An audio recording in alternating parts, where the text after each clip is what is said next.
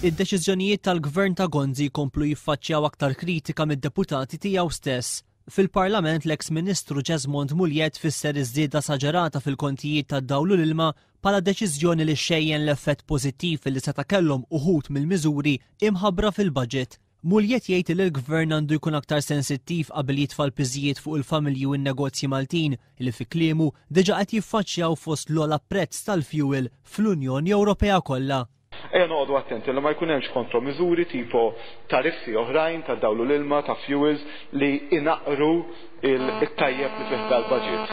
Jiena anka kont imsiefer dal-aħħar il-tariffi tal-fuels tagħna huma fost l-ogħla li hawn fl-Ewropa, Mr. Chairman. Ejja nkunu sensittivi.